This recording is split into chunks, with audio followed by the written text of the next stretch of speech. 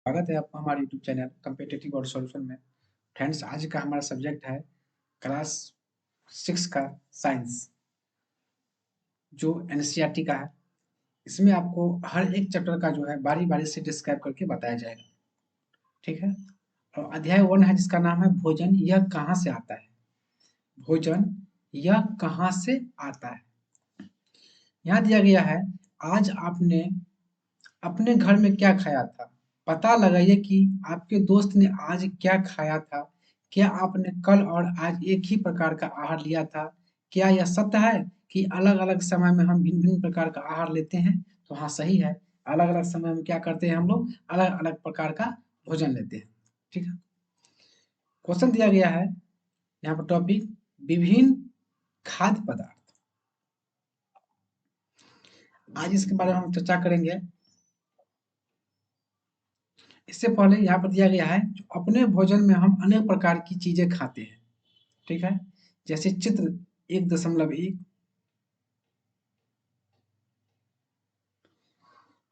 खाने की ये सभी चीजें किससे बनी है? पक्के चावल के बारे में सोचो। हम कच्चा चावल खाते लेते हैं, हम कच्चा चावल लेते हैं, उसे पानी में उबालते हैं।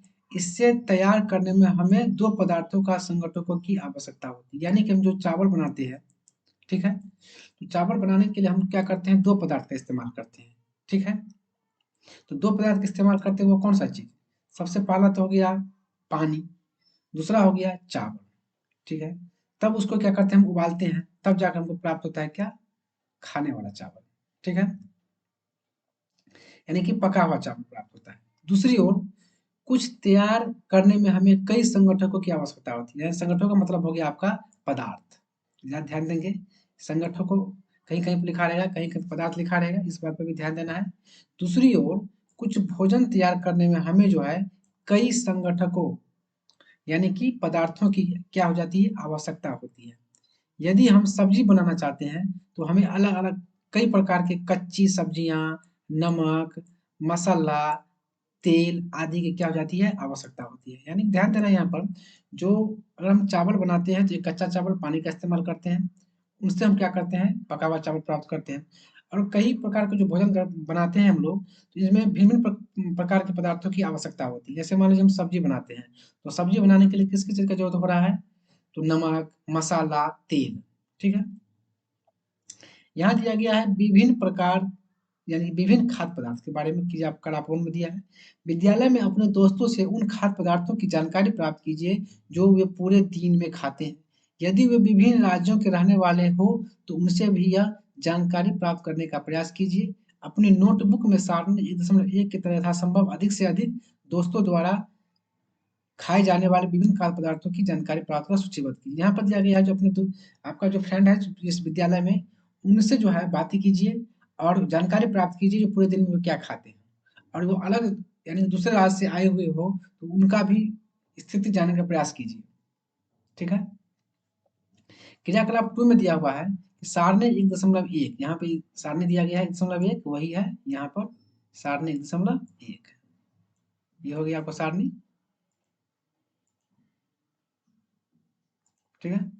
मैं सूचीबद्ध कुछ पदार्थों को छाँटिए और अपने दोस्तों तथा घर पर चर्चा करके जानकारी प्राप्त कीजिए कि उनको बनाने के लिए कौन-कौन सी सामग्री चाहिए। यानी कि ये बोला है, इसमें से जो है कुछ पदार्थ को आप छाँट लीजिए, ठीक है? और अपने दोस्तों और घर पर की बनाने की जानकारी प्राप्त कीजिए कि इनको बनाने के लिए किन-किन सामग्री की आवश्यकता होती है।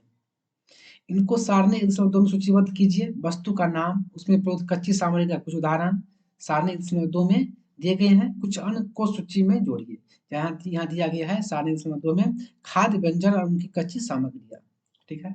जैसे खाद्य पदार्थ हो गया आपको रोटी, जिसे हम चपाती भी बोलते हैं। तो उनको बनाने के लिए क्या चीज़ की ज़रूरत पड़ता है? तो आटा और जल। ध्यान देंगे यहाँ पर, रोटी बनाने के लिए किसकी चीज़ की आवश्यकता होती है? कच्ची सामग्री के रूप में आटा और पानी की। ठीक है। दाल बनाने के लिए, दाल जो हम लोग खाते हैं, दाल से हमें क्या प्राप्त होता है? प्रोटीन प्राप्त होता है। ध्यान देंगे इस बात पर भी, दाल से प्रोटीन प्राप्त होता है। और दाल बनाने के लिए सबसे पहले क्या लेते हैं हम लोग? कच्ची दाल लेते हैं, जल यानी कि पानी का लेते हैं, फिर नमक लेते हैं, कहीं-कहीं पर तेल या घी का भी इस्तेमाल करते हैं, फिर मसाले का उपयोग करते हैं। यानी दाल बनाने के लिए इतनी कच्ची सामग्री का क्या करते हैं हम लोग? प्रयोग करते हैं, तब जाकर हम लोग क्या करते हैं? दाल बनाते हैं। ठीक है। यहाँ देख लीजिए हमने क्या देखा, कक्षा में चर्चा कीजिए कि क्या हम विभिन्न व्यंजनों में कुछ संगठक समान रूप से प्रयुक्त करते हैं। अच्छा, ये संगठक कहाँ से आते हैं, यानी कि संगठक का मतलब हो गया ये पदार्थ कहाँ से आते हैं। यहाँ पर नेक्स्ट पॉइंट है आपका खाद्य सामग्री एवं उनके स्रोत, यानी खाद्य सामग्री और उसका स्रोत क्या क्या है। सारणी 1.2 में सूचीबद्ध कुछ कच्ची सामग्री जैसे फल हो गया और सब्जी के स्रोत का अनुमान लगाइए। ठीक है, जो हमारे लिए बहुत आसान हो सकता है। 1.2 ए में देख लीजिए आप, यह कहाँ से आते हैं, निश्चित रूप से पौधे से। ये जो देख रहे हैं आप, ये कहाँ से आ रहा है, पौधे से तो प्राप्त हो रहा है। ये हो गया आपका केला हो गया, ये आपका हो गया मैंगो या आम जिसको बोलते हैं, ये हो गया आपका एप्पल यानी कि सेब हो गया, ये आपका हो गया अनानास। ठीक है, ये निश्चित रूप से किससे प्राप्त हो रहा है, पौधों से। गेहूं और चावल का क्या स्रोत है, गेहूं और चावल जो प्राप्त होता है उनके क्या स्रोत है। तो गेहूं जो है तो हमारे कहाँ से प्राप्त होता है, गेहूं गेहूं जो है और चावल, गेहूं चावल दिया गया यहाँ पर, तो इनके क्या स्रोत है। तो आपने धान और गेहूं के खेतों में उनके पौधों को उनके पंक्तियां में देखी होगी, इनसे हमें क्या हो जाता है, अनाज प्राप्त होती है। ध्यान देंगे फ्रेंड्स, यहाँ पर गेहूं और चावल जो है वह कहाँ से प्राप्त होते हैं, हम लोग खेत में उपजाते हैं, जैसे हो गया आपका ये धान और गेहूं। ठीक है, खेतों में उनके पौधों की अनेक पंक्तियां देखी होगी, इनसे हमें क्या प्राप्त होता है, अनाज प्राप्त होता है। धान और गेहूं से अनाज प्राप्त होता है। कुछ अन्य खाद्य पदार्थ, अन्य खाद्य पदार्थ है, कुछ अन्य भी खाने वाला पदार्थ है, जैसे दूध हो गया, अंडा हो गया, मुर्गा हो गया, मछली हो गया, झींगा, मांस आदि हमें कहाँ से प्राप्त होता है, जंतुओं से प्राप्त होता है। अभी यहाँ पर प्रश्न होता है फ्रेंड्स, जो अनाज जो है किस चीज से प्राप्त होता है, अनाज जो है प्राप्त करते हैं हम लोग खेती बाड़ी करके, कृषि करके, कृषि के उपयोग से हम लोग क्या प्राप्त करते हैं, धान और गेहूं। अनाज हो गया धान और गेहूं। अब कुछ अन्य खाद्य पदार्थ है, खाने वाला पदार्थ है, जो हमसे किससे प्राप्त होता है, जंतुओं से प्राप्त होता है। जंतुओं का उपयोग हम लोग किस में करते हैं, तो मांस खाने में करते हैं, दूध का इस्तेमाल करते हैं, उसी से अंडा भी प्राप्त करते हैं। ठीक है, यहाँ देख लीजिए कुछ पादप स्रोत, यानी कुछ पेड़ पौधों से प्राप्त होने वाले स्रोत, कुछ जंतु स्रोत, यहाँ पर दिया गया ना जंतु स्रोत, इस पर ध्यान देंगे आप लोग। जंतु स्रोत से क्या प्राप्त होता है, जंतु से प्राप्त होने वाला, इसका हम लोग क्या करते हैं, खाद, यहाँ पर दिया है खाद संगठक के स्रोत। खाद संगठक के स्रोत में दो पार्ट में दिया गया है, कुछ पादप स्रोत और कुछ जंतु स्रोत। तो कुछ पादप स्रोत में हो गया आपका पेड़ पौधों से प्राप्त, पेड़ पौधों से जो प्राप्त होता है उसे पादप स्रोत कहते हैं, और जंतु से जो प्राप्त होता है उसे हम जंतु स्रोत कहते हैं। जैसे यहाँ पर देख लीजिए हम दाल बनाए हैं, चावल बनाए हैं, जो क्या हो गया, पादप स्रोत हो गया। और यहाँ पे देख लीजिए ये आपका हो गया मुर्गी, ये यहाँ क्या हो गया आपका अंडा। ठीक है, तो ये किसी से प्राप्त हो रहा है, मुर्गी से प्राप्त हो रहा है। ये हो गया हमारा जंतु स्रोत से प्राप्त स्रोत। क्रियाकलाप 3 में देखिए, आइए हम पूर्व सूचीबद्ध खाद्य पदार्थों एवं उनके संगठकों के, यानी कि उनके पदार्थों के स्रोत जानने का प्रयास करें। कुछ उदाहरण सारणी 3 में दिया गया है, यहाँ पे आ गया है 3, और कुछ उदाहरण उस सूची में जोड़िए, इसके रिक्त स्थानों की पूर्ति कीजिए। क्रियाकलाप 3 से हम क्या निष्कर्ष निकालते हैं, पौधे विभिन्न खाद्य संगठनों जैसे कि अन्न, सब्जी तथा फल इत्यादि के स्रोत है। देखिए यहाँ पर पौधे विभिन्न खाद्य संगठकों जैसे कि अन्न, सब्जी, अन्न हो गया आपका, सब्जी हो गया। ठीक है, यहाँ दिया गया है पौधे विभिन्न खाद्य संगठकों जैसे कि अन्न, सब्जी तथा फल इत्यादि के स्रोत है, यानी कि अन्न, सब्जी और फल किससे प्राप्त होता है, पौधे से प्राप्त हो रहा है। और जंतुओं से हमें क्या प्राप्त होता है, दूध, मांस और अंडा तथा अन्य जातनाम उत्पाद प्राप्त होते हैं। ठीक है, गाय और बकरी तथा भैंस दूध देने वाले कुछ समान पशु हैं। ठीक है, कुछ ऐसे भी जंतु हैं जिससे हमें दूध और मांस, अंडा आदि प्राप्त होते हैं, जिसमें गाय और बकरी जो है तथा भैंस क्या है, तो दूध देने वाला पशु है। दूध और विभिन्न दूध उत्पाद जैसे कि मक्खन, क्रीम, यानी कि दूध से जो है क्या क्या चीज प्राप्त करते हैं हम लोग, मक्खन प्राप्त करते हैं, यानी कि मक्खन का बनाते हैं, इसके बाद खाते हैं। दूध और विभिन्न दुग्ध उत्पाद जैसे मक्खन हो गया, यानी दूध से जो कौन कौन चीज का निर्माण होता है, तो मक्खन का निर्माण होता है, क्रीम का निर्माण होता है। ठीक है, घी का भी निर्माण होता है, यहाँ पे देख लीजिए घी दिया गया है, पनीर का भी निर्माण होता है और दही का भी उपयोग होता है, किससे, तो दूध से ही इतना इतना चीज प्राप्त हो रहा है ना। संसार के प्रत्येक क्षेत्र में किया जाता है इसका उपयोग। क्या आप कुछ अन्य जंतुओं के नाम बता सकते हैं जो हमें दूध देते हैं? क्या आप कुछ अन्य जंतुओं के नाम बता सकते हैं जो हमें क्या देते हैं? दूध देते हैं। तो हाँ, बहुत ऐसे जंतु हैं जिससे हम क्या करते हैं, मतलब कि जो दूध देता है। ठीक है, यहाँ पर देख लीजिए, यहाँ दिया गया सारणी इसमें 2 में खाद्य व्यंजक संगठक जिससे वे बने हैं तथा उनके स्रोत। यहाँ पे देख लीजिए इडली। इडली बनाने के लिए किसका किसका चीज़ प्राप्त होता है फ्रेंड्स? यहाँ पे देखिए इडली दिया हुआ है, फिर दिया है चिकन करी दिया है, फिर यहाँ पर खीर दिया है। ठीक है, तो इडली बनाने के लिए कौन-कौन सी चीज़ का कच्ची सामग्री का उपयोग करते हैं? यानी इडली बनाने के लिए हम लोग क्या-क्या इस्तेमाल करते हैं? तो चावल, उड़द की दाल, नमक, जल, इतना का इस्तेमाल करके हम लोग क्या करते हैं? तो इडली से स्रोत क्या है? चावल। यहाँ पे देख लीजिए, यहाँ पे चावल का स्रोत क्या है? चावल यहाँ पे दिया गया, इसका स्रोत क्या है? पौधा है, यानी कि चावल किससे प्राप्त हो रहा है? पौधा, पौधा से प्राप्त हो जाता है। दाल वो भी पौधे से प्राप्त होता है। नमक ये समुद्र से प्राप्त होता है। पानी धरती के अंदर से प्राप्त होता है, इनका स्रोत यही है, समुद्र। ठीक है, चापाकल बोलिए या फिर नलकूप बोलिए। यहाँ पे देख लीजिए चिकन करी दिया हुआ है। चिकन करी बनाने के लिए किस किस कच्ची सामग्री का उपयोग करते हैं? तो चिकन होना चाहिए, मसाला होना चाहिए, तेल घी होना चाहिए या फिर जल होना चाहिए। इतना चीज का इस्तेमाल करके हम लोग क्या बनाते हैं? Chicken curry. तो चिकन का इस्तेमाल मतलब स्रोत क्या है? चिकन जंतु से प्राप्त होता है। मसाला हो गया जो पेड़ पौधे पादा पदार्थ से प्राप्त हो रहा है। तेल घी पौधे से भी और जंतु से भी प्राप्त होता है। जल वो धरती के अंदर से प्राप्त होता है, जिससे हम नल या मोटर के द्वारा अंदर से खींचते हैं, जल पृथ्वी के अंदर से खींचते हैं, उसका हम उपयोग करते हैं पीने में। जो जल का जो हमारे पृथ्वी का जो है, पृथ्वी के अंदर जो है, उसी से हम क्या करते हैं? जल प्राप्त करते हैं। खीर, खीर से बनाने के लिए किस किस कच्ची सामग्री का उपयोग होता है? खीर बनाने के लिए हमको दूध चाहिए, फिर चावल चाहिए, फिर चीनी चाहिए, और भी अनेकों प्रकार के मसाला का उपयोग करके हम खीर बना सकते हैं, ऐसी बात नहीं है। तो यहाँ पर दिया गया है कच्ची सामग्री।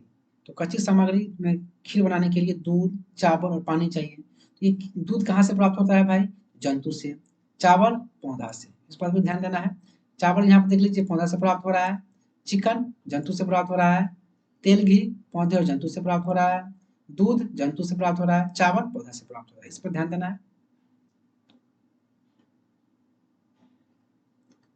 अब नेक्स्ट पॉइंट है इसमें 3 में भोजन के रूप में पौधे के भाग और जंतु उत्पाद। पौधे हमारे भोजन का एक मुख्य स्रोत है, सही बात है भाई। पौधे जो है हमारे भोजन के क्या एक मुख्य स्रोत है। हम पौधे के कौन से भाग का उपयोग खाद्य पदार्थ के रूप में करते हैं?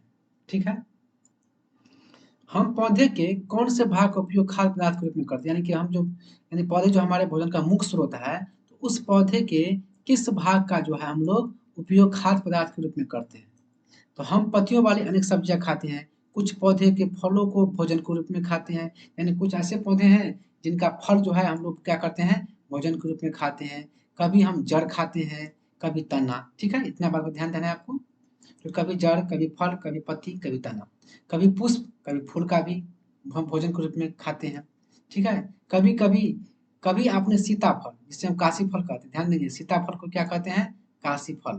तो कभी आपने सीताफल के फूलों को चावल की पिट्ठी में डुबोकर व तलकर पकौड़ी बनाकर खाया है?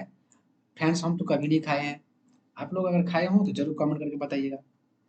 यहाँ दिया गया है कुछ पौधों के 2 या 2 से अधिक भाग खाने योग्य होते हैं, यानी कुछ ऐसे पौधे होते हैं जिनके 2 या 2 से अधिक भाग जो है खाने के योग्य होते हैं। जैसे उदाहरण के लिए, यहाँ उदाहरण मतलब जैसे हो गया, एग्जाम्पल भी बोल सकते हैं, सरसों के बीज से, यानी सरसों के बीज से क्या प्राप्त होता है? हमें तेल प्राप्त होता है। ठीक है, और उसकी पत्तियों का उपयोग हम क्या करते हैं? साग बनाने के लिए करते हैं। ध्यान देंगे इस पर, बहुत इंपॉर्टेंट पॉइंट है।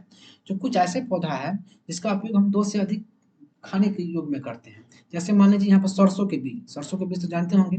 ठीक है, इसका उपयोग हम क्या करते हैं? मसाला के रूप में भी करते हैं। इसका उपयोग, बीज का उपयोग मसाला के रूप में करते हैं। हम इससे हमें तेल भी प्राप्त होता है, और उनका पत्तियों का उपयोग हम साग बनाने में भी करते हैं। साग, तेल। ठीक है, क्या आप केले के पौधे के विभिन्न भागों के बारे में सोच सकते हैं जिन्हें हम भोजन के रूप में कर लेते हैं? क्या आप किसी अन्य पौधे के बारे में सोच सकते हैं जिसके 2 या अधिक भाग खाए जाते हैं? तो हाँ भाई, बहुत ऐसे पौधे हैं जिसका उपयोग हम क्या करते हैं? अनेकों प्रकार के रूप में खाने के रूप में करते हैं। यहाँ आप देख लेते हैं, ये सरसों का पौधा हो गया, फूल भाग, ये हो गया फल भाग, ये हो गया आपका तना जिसे स्टीम कहते हैं, ये पत्ती हो गया लीफ, ये आपको यहाँ से पुष्प से लेकर के यहाँ तक सब क्या हो गया, प्ररोह तंत्र हो गया। प्ररोह तंत्र के अंतर्गत ही सब आ जाता है यहाँ पर, ठीक है। यहाँ पे मूल तंत्र के अंतर्गत दो चीज आता है, एक प्राथमिक मूल, एक द्वितीयक मूल। पादप के खाने योग्य भाग, मेरे पादप का कौन कौन सा भाग खाया जाता है यहाँ पर बता दिए हैं। क्रियाकलाप 4 दिया गया यहाँ पर।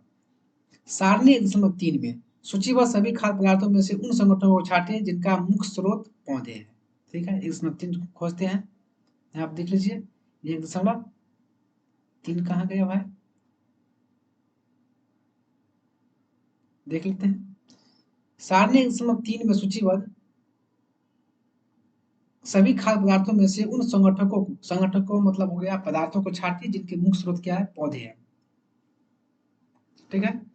ये पौधे के किन भागों से प्राप्त होते हैं, इन खाद्य पदार्थों और पौधे के भागों को सारणी 104 के अनुसार सूचीबद्ध कीजिए। यहाँ पर देख लीजिए, भोजन के रूप में पौधे के भाग, यहाँ दिया गया है बैंगन का भरता।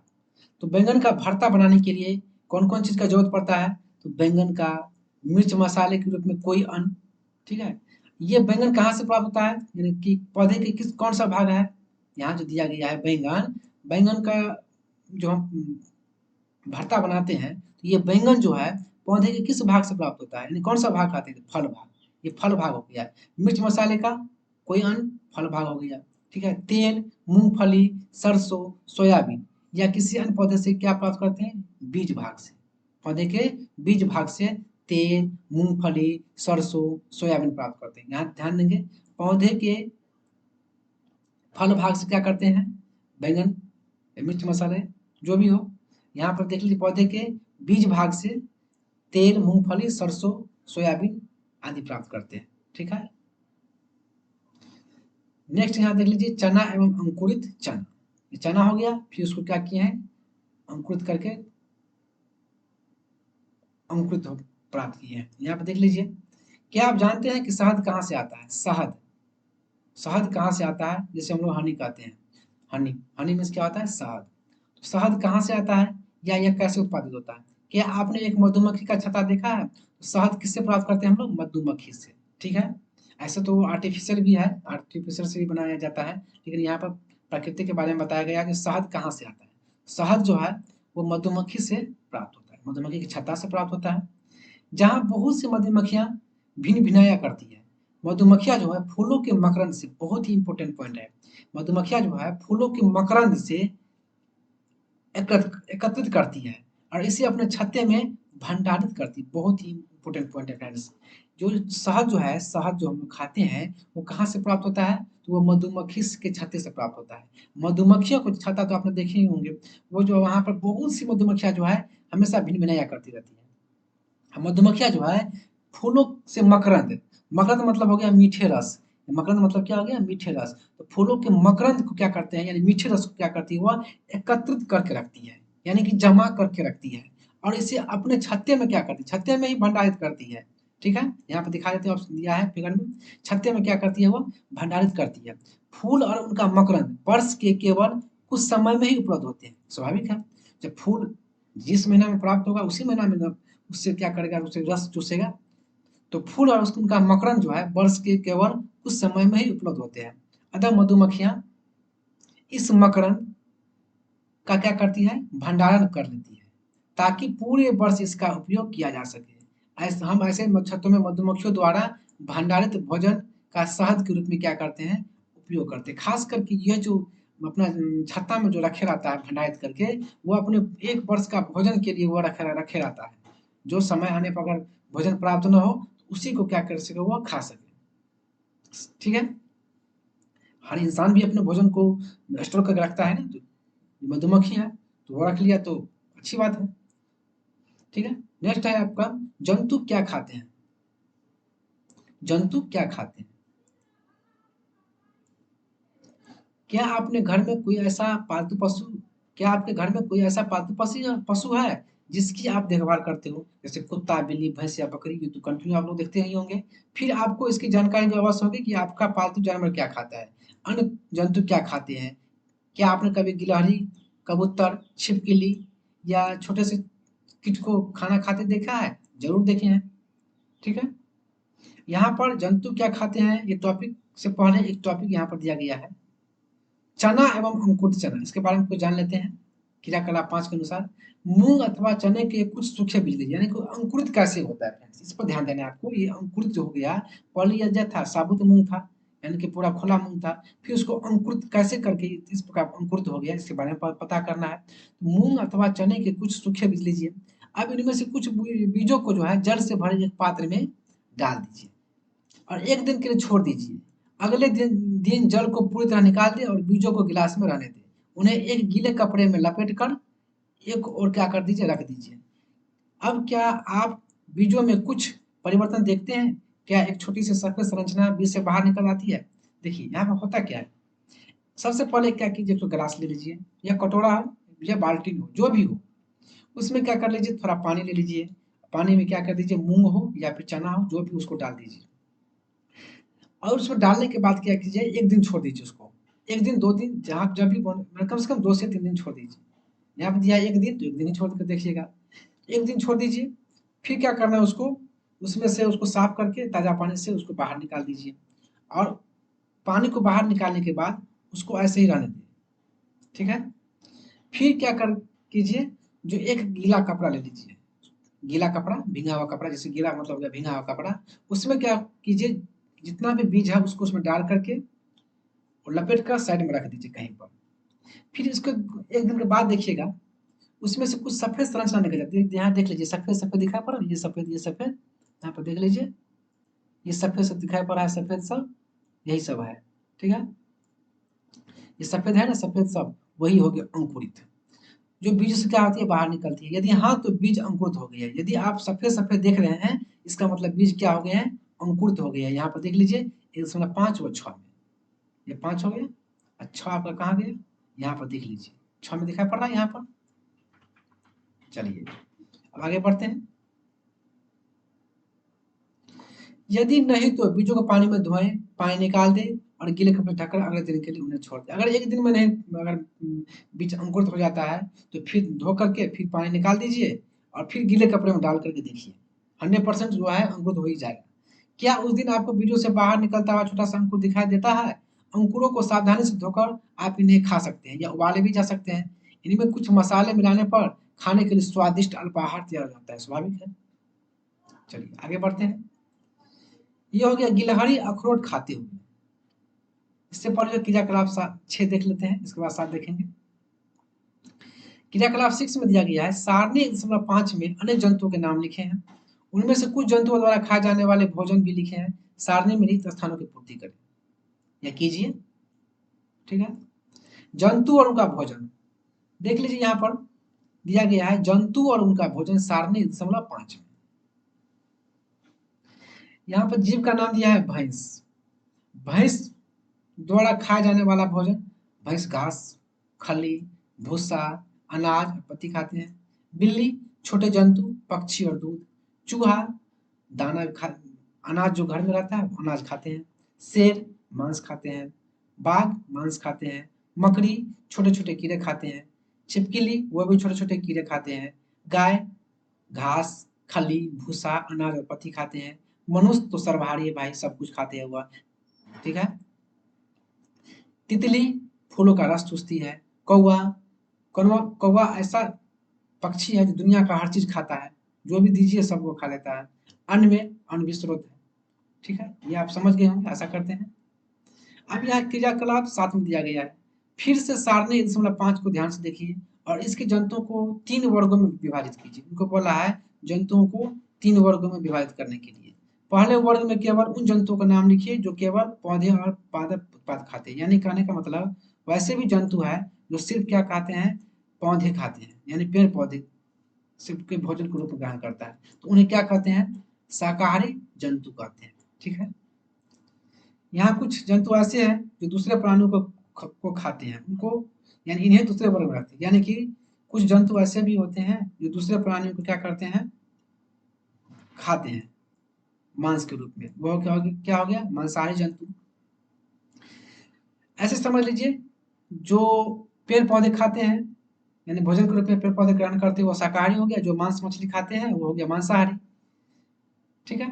क्या आप कुछ ऐसे जंतुओं को जानते हैं जिनका भोजन पौधे और जंतु दोनों ही होते हैं? उनको तीसरे वर्ग में रखिए, जिसे हम सर्वाहारी जंतु कहते हैं।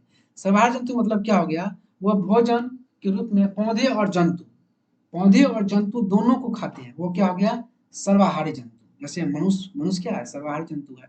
अब देखते हैं सारणी दशमलव 6 में क्या बोल रहा है? शाकाहारी, मांसाहारी और सर्वाहारी। अब यहाँ पे देख लीजिए, शाकाहारी में गाय हो गया, मांसाहारी में शेर हो गया, सर्वाहारी में कौवा हो गया। अब मनुष्य भी हो सकता है, मनुष्य शाकाहारी भी होता है और मांसाहारी भी होता है। चलिए, यहाँ पे सर्वाहारी के रूप में कौवा दिया गया है। अब यहाँ पर दिया गया है, पहेली जानना चाहती है कि साढ़े 6 को बढ़ते समय मनुष्य को आप किस वर्ग में रखेंगे? यानी आप यहाँ पर प्रश्न उठता है भाई, मनुष्य को आप जो है किस वर्ग में रखेंगे? ये पहेली, ये लड़की है वो जानना चाहती है कि सबके बारे में तो आप बता दिए, लेकिन मनुष्य को किस श्रेणी में रखेंगे, यानी किस वर्ग में रखेंगे? अब इसके बारे में कुछ चर्चा कर लेते हैं। हम जानते हैं कि हमें से बहुत से लोग ऐसे हैं जिन्हें पर्याप्त भोजन नहीं मिलता। हमें ऐसे उपाय खोजने की आवश्यकता है जिनके द्वारा देश में अधिक खाद्य उत्पादन किया जा सके। यही पर्याप्त नहीं होगा, बल्कि हमें ऐसे भी उपाय खोजने चाहिए जिनसे यह सुनिश्चित हो कि यह भोजन हम में से प्रत्येक को आसानी से उपलब्ध हो सके। प्रमुख शब्द संगठक दिया हुआ है, खाद दिया है, मकरंद दिया है, अंकुरित बीज दिया हुआ है, शाकाहारी दिया है, मांसाहारी दिया है, सर्वाहारी दिया है। अब ये जो यहाँ पर देख लीजिए, पहेली जानना चाहती है जो मनुष्य को किस वर्ग में रखेंगे। आप लोग जरूर कमेंट करके बताइएगा किस वर्ग में उसको रखेंगे। ऐसे तो उनको हम मनुष्य को सर्वाहारी के वर्ग में रख सकते हैं, सर्वाहारी वर्ग में ही मनुष्य रहेगा। ठीक है, इसका आंसर होगा सर्वाहारी। यानी मनुष्य को आप किस वर्ग में रखेंगे? तो मनुष्य को हम सर्वाहारी वर्ग में रखेंगे। देखिए यहाँ पर दिया है सारांश, बहुत ही इंपॉर्टेंट पॉइंट है यहाँ पर सारांश के रूप में। जो भारत के विभिन्न प्रदेशों में खाए जाने वाले भोजन में बहुत अधिक विविधता है। यानी कहने का मतलब है, जो भिन्न भिन्न प्रदेशों में जो है ना, भिन्न भिन्न प्रकार का भोजन बनाकर खाया जाता है। हमारे भोजन के मुख्य स्रोत क्या है? पौधे और जंतु है। बहुत ही इंपॉर्टेंट पॉइंट। हमारे भोजन, हम लोग जो भोजन ग्रहण करते हैं उसका मुख्य स्रोत क्या है? पौधा और जंतु। जो जंतु केवल पादप खाते हैं, यानी कि पादप मतलब हो गया पेड़ पौधा। तो जो जंतु केवल पादप यानी कि पेड़ पौधे खाते हैं उन्हें क्या कहते हैं हम लोग? शाकाहारी कहते हैं। और जो जंतु केवल जंतुओं को खाते हैं उन्हें क्या कहते हैं? मांसाहारी कहते हैं। यानी कि सिर्फ जंतु को ही खाता है, यानी मांस को ही खाता है, मांसाहारी कहलाएगा। जो शाक सब्जी खाएगा वो शाकाहारी कहलाएगा। तो कुछ ऐसे जंतु भी है जो पेड़ पौधे और दूसरे प्राणी दोनों को खाते हैं, उन्हें क्या कहते हैं? सर्वाहारी कहते हैं। ठीक है फ्रेंड्स, ये आपका हो गया अभ्यास प्रश्न। अभ्यास प्रश्न भी करा देते हैं।